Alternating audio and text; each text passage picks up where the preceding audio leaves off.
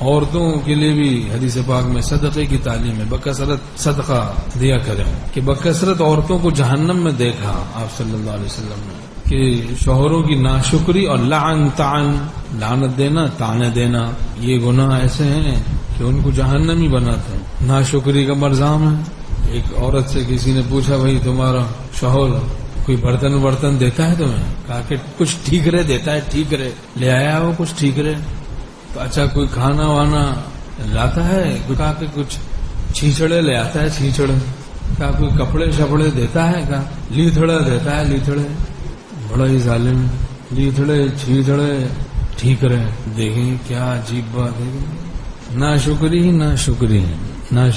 اللہم احفظنا، اللہ ہم سب کو توفیق شکر نصیب فرمائے، ناشکری سے بچائے، رضا بالقضا کی توفیق نصیب فرمائے۔ ناشکرا آدمی ساری زندگی پریشان رہتا، پوری زندگی اس کو سکون نصیب نہیں ہوتا، اور شاکر بڑا مست رہتا ہے۔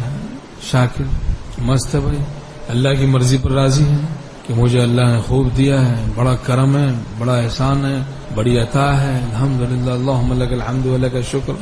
کتنے ایسے نابینا ہیں، ہمیں بینا کیا ہے اس نے، آنکھیں دی ہیں، دیکھ رہے ہیں، اس دولت کا کوئی شکر ادا کر سکتا ہے؟ بینائی بصارت کا کوئی شکریہ ادا کر سکتا ہے؟ ایمان تو بہت بڑی نعمت ہے، ایمان تو بہت بڑی دولت، نعمت، اس کا شکریہ تو ہم ادا کر ہی نہیں سکتے، پھر بھی کریں شکر ادا۔ سماعت کا کوئی شکریہ ادا کر سکتا نہیں، گویائی کا۔ اللہ تعالیٰ نے کیسی کیسی نعمتیں عطا فرمائیں، نعمتوں کو ہم سوچیں اور خوب شکر کی عادت ڈالیں۔ ہمارے گھروں میں ہر چیز ہے سوائے شکر کے۔ حدیث پاک میں مضمون ہے، ایک دن کا کھانا جس کے پاس ہے، جس کے جسم میں بیماری نہیں، جس کے دل میں بے خوفی ہے، اس کو ساری دنیا عطا کر دی گئی، ساری دنیا عطا کر دی گئی۔